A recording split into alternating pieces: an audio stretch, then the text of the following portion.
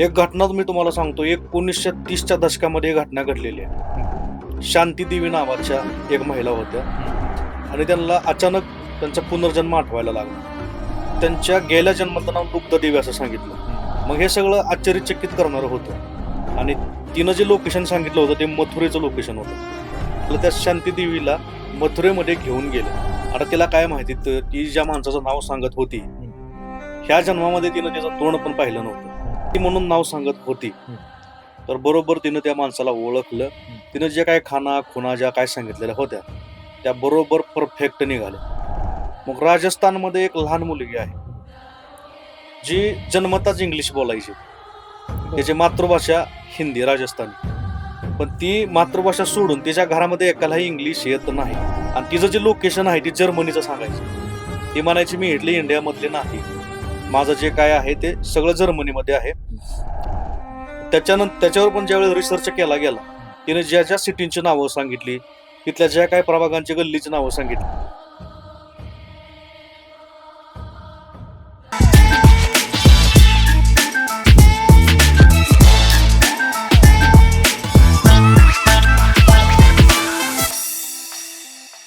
नमस्कार मित्रांनो, cutting to meeting by Chetan Patil या पॉडकास्टवर तुम्हा सगळ्यांचं पुन्हा एकदा स्वागत आहे.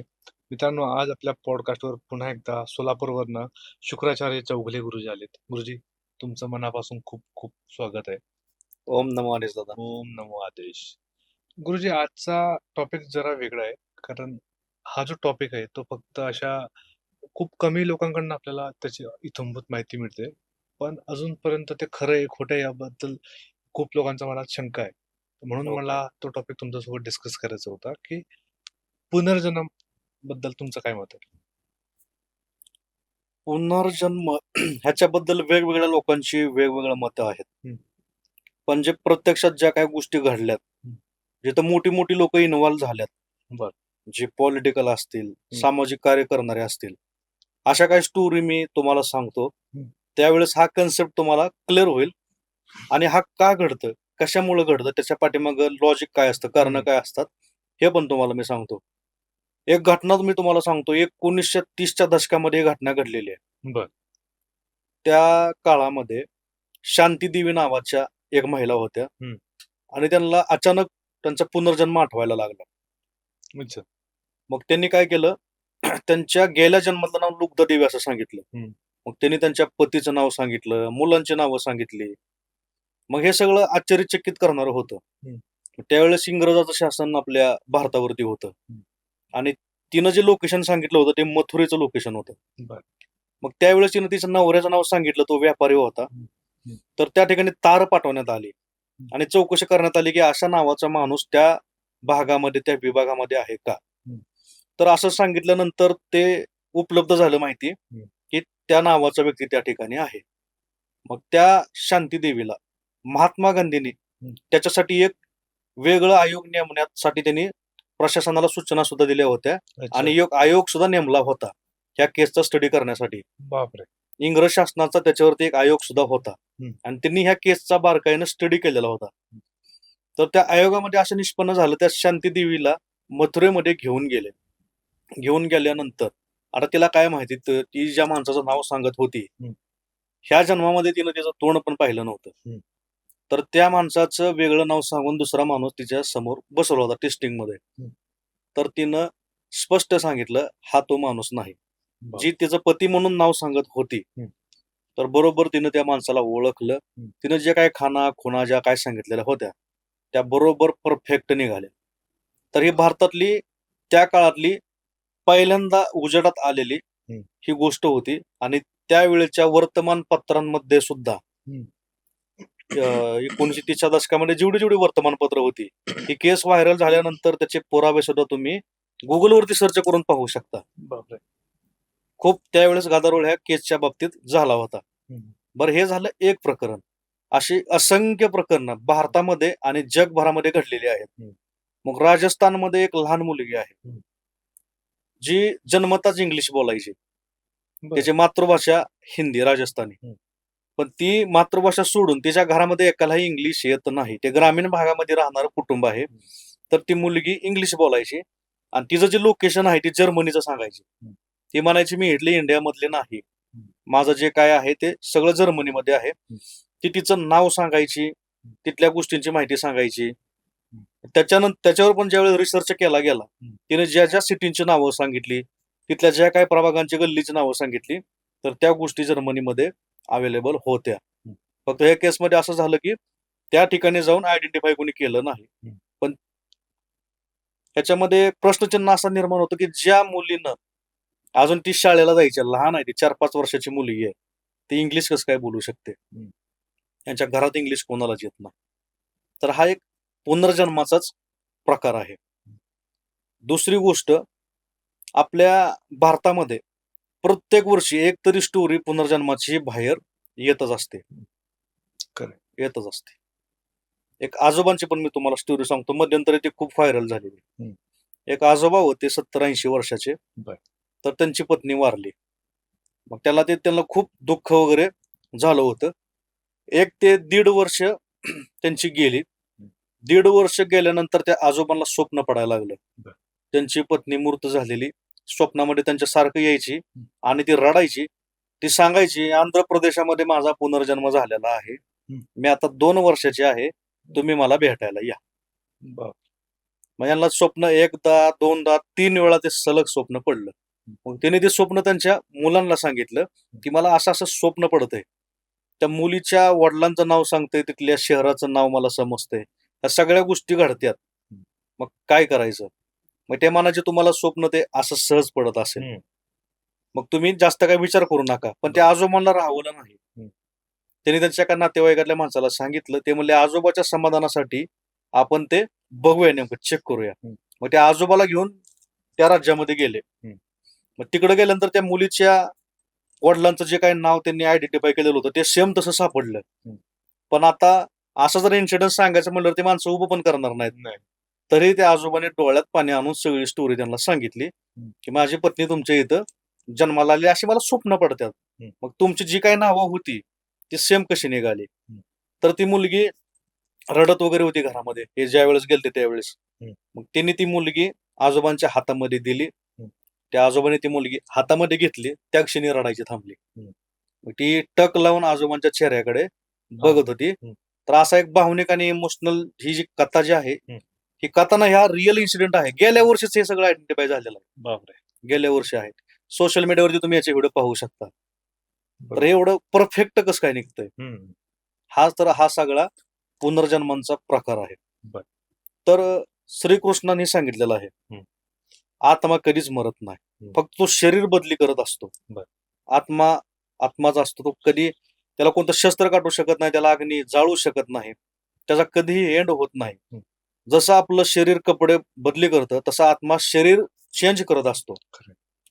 मग कधी कधी काही प्रकारांमुळे जी पाठीमागच्या जन्मातल्या ज्या काही आपल्या स्मृती असतात, ते काही कारणामुळं लक्षामध्ये यायला सुरू राहतात.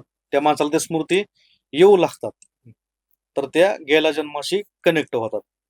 कधी कधी आपण जर समजा एखाद्या ठिकाणी गेलो तर आपल्याला असं वाटतं की या ठिकाणी मी येऊन कधीतरी गेलोय, हे मला बघितल्यासारखं वाटतंय. पण ह्या जन्मात तर तुम्ही त्या ठिकाणी कधीच गेलेला नसता. पण तिथं गेल्यानंतर तुम्हाला फील होतं की आपण इथं येऊन गेलोय, त्या जागेशी, त्या जागेबद्दल आपल्याला आपुलकी निर्माण होत असते. तर ह्या ज्या सगळ्या गोष्टी आहेत, ह्या सगळ्या पुनर्जन्माच्या रिलेटेड गोष्टी आहेत. वर्झिनिया युनिव्हर्सिटीचे एक शास्त्रज्ञ आहेत, काय असतात त्यांचं नाव माझ्या काही लक्षात येईना, पण त्यांनी हजारो अशा केसेसचा स्टडी केलेला आहे. आणि त्यातून हे सिद्ध झालंय की पुनर्जन्म माणसाचा होतो. कारण ह्याच्या पाठीमाग लॉजिक असं आहे की त्या माणसाचा त्या जागेशी, त्या व्यक्तीशी काहीही संबंध आलेला नसतो. त्याला माहितीच नसतं, कारण त्या गोष्टी अतिशय गुप्त असतात, आपल्याला माहिती नसतात ना. त्यानं कुठं टीव्हीवरती बघितल्यात, त्या फॅमिली मधली नावं सुद्धा तो अॅक्युरेट सांगतो. त्या घरामध्ये वस्तू त्याने कुठं काय ठेवली त्या जन्मामध्ये, तर ह्या जन्मातला माणूस तो परफेक्ट सांगतो. हे पुनर्जन्माचे असे सगळे प्रकार घडलेले आहेत. तर नेमकं का होत असेल पुनर्जन्म? म्हणजे आपण म्हणतो ना की कितीतरी योनीनंतर मनुष्य जन्म मिळतो. बरोबर. काही काही लोकांना मग तो डायरेक्ट लगेच कसं मिळू शकतो? बरं, मिळत असेल तर मग मेमरी कसं काय राहून जाते? त्यांची काही इच्छा राहून जात आहेत का? हा काय प्रकार आहे? मग हा काहीच लोकांच्या बाबतीत का होतो? बरोबर. असं त्याच्या मागची थिअरी काय एक्झॅक्टली? याच्या पाठीमाग अशी गोष्ट आहे की आपलं जे जन्मांचं आणि बाकीच्या योनीच्या आपण ज्या काही गोष्टी बोलतो ते कर्मांवरती अवलंबून आहे. जसं आपलं कर्म आहे त्या कर्मानुसार आपल्याला पुढचे जन्म भेटत असतात. हा. मग ते वेगवेगळ्या प्राणी मात्रांचे भेटत असतील, माणसाचा जन्म भेटत असेल, तर काय वेळेस काय होतं ते हजारो मध्ये लाखो मध्ये अशी एखादी केस घडते. त्याला आपण ब्रह्मांडाचा ग्लिच म्हणलं तरी चालेल. हा.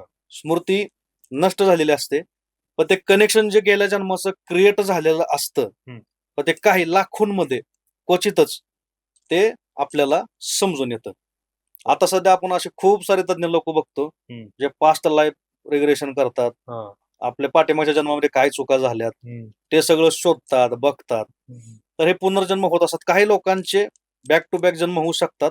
ते कर्मांवरती डिपेंड असतं. लाखोमध्ये एखादी अशी केस घडते पुनर्जन्माची. तर पाठीमागच्या आपल्या काळामध्ये जर आपण बघा गेलो, सत्ययुग, त्रेतायुग, द्वापरयुग, तर याच्यामध्ये असंख्य पुनर्जन्म आपण देवाधिकांचे पण पाहू शकतो, माणसांचे पण आपण पुनर्जन्म पाहू शकतो. त्याच्यामध्ये तुम्हाला सांगतो नारायणांचे वेगवेगळे अवतार झाले. पहिला जन्म घेतला त्यांनी त्रेतायुगामध्ये रामांचा, त्याच्या आधी त्यांनी घेतला होता परशुरामांचा. हे पण एक प्रकारचे पुनर्जन्म असल्यासारखेच आहेत. परत आलं द्वापरयुग. द्वापरयुगामध्ये रामांचाच अवतार म्हणजे त्यांचाच तो पुनर्जन्म श्रीकृष्णांचा. आणि जे लोक बोलतात की आता अजून त्यांचा एक अवतार कमिंग सून आहे, तो म्हणजे कल्की अवतार. तो पण त्यांचाच एक पुनर्जन्मच आहे. बरोबर. असं म्हणजे पण लोकांना अटॅचमेंट वाटत असेल ना मग, की आता सपोज मला भाऊच दिसला पुनर्जन्मातला किंवा मित्र दिसला किंवा बायको दिसली, तर त्यांना ते बॅलन्स करा की मागचा जन्म आणि आत्ताचा जन्म, कारण कनेक्शन तेवढं असतं आणि आपुलकी असते, ओढावा असतो, तर त्याला आत्ताच्या जबाबदारी तो पार पडत बसेल का तो परत त्याच मागचा? विषय काय होतो, जरी माणसाला पुनर्जन्म त्याचा आठवला आणि त्या गोष्टीशी तो रिलेटेड करू लागला, त्याला मनापासून तिथं जाऊ वाटतं, पण तो जो मरताना त्याचं जे वय असतं, ज्या त्यावेळेस त्याच्या फिलिंग असतात आणि ह्या जन्मात तो जन्मल्यानंतर ज्या फिलिंग असतात त्या मॅच होत नाहीत. भले त्याला गेल्या जन्मातली बायको, भाऊ जरी त्याला दिसत असला, आठवत असला, पण तो आता ह्या शरीरामध्ये लहान आहे त्यांच्यापेक्षा. बरोबर. त्यांचं वय होऊन गेलेलं असतं. फक्त त्याला त्या ठिकाणी तुला एकदा, दोनदा, तीनदा तो जातो, त्याच्यानंतर त्याचा इंटरेस्ट कमी कमी कमी कमी होऊ लागतो आणि काही दिवसांनी ते आठवायचंच बंद होऊन जातं. जसं इकडे त्याचं वय वाढेल तसं. मग कधी कधी आपली लहान मुलं जे असतात ती कधी कधी आपल्याला न कळणाऱ्या गोष्टींची नावं घेतात, न समजणाऱ्या गोष्टी आपल्याला अशा बोलून दाखवतात. तर त्या न समजणाऱ्या, न बोलणाऱ्या ज्या काही गोष्टी आहेत त्या दुसऱ्या तिसऱ्या काही नसून ते त्यांच्या स्मृती असतात गेल्या जन्माच्या. बरोबर. असं. तर अशी एक घटना म्हणजे आमचा एक मित्राचा मित्र होता. 2016 मध्ये आम्हाला तो भेटला. ओके.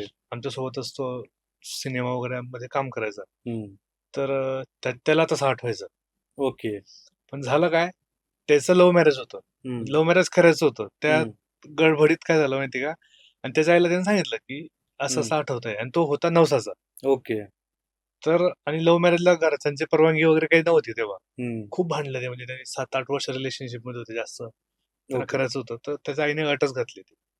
हे जर होत असेल तर तो पुनर्जन्माचं जे काही आठवत असेल, जे काही असेल, त्याचा विषय काढायचा नाही. कारण आईला काय भीती होती, केला जर तो परिवार आठवला, बरोबर, तो MP मध्ये असेल, राजस्थान मध्ये असेल, तरी होता कुठेतरी, ओके, तो घरच्यांची परमिशन मागायचा की मला जाऊन पाहू द्या एकदा. पण आईचा ओके. जीव कसा म्हणतोय बरोबर. की हा जर पोरगा गेला तिकडे, परत माघारी येणार नाही. नाही आला तर मी कोणाकडे पाहायचं. बरोबर, बरोबर. म्हणून त्याने ते शपथ दिली की नाही नाही, तू हा विषय इथंच बंद कर. ओके. लव्ह मॅरेजचं काय असेल ते आपण फार फार बघूया. ते पण डिफिकल्ट होतं. दोघांचे पॅरेंट्स ऍग्री नव्हते, पण ते शेवटी ते हट्टापाई करून टाकलं. पण तो विषय बंद करायचा याच्या पुढे, ओके. आठवायचंच नाही. ठीक आहे, असं हे एकदम माझं जवळचं. बरोबर, बरोबर. त्याच्यानंतर मी कधीच हा विषय कधी कुठं ऐकला नाही. बरोबर. पण हा विषय निघाला. आहेत भरपूर आहेत.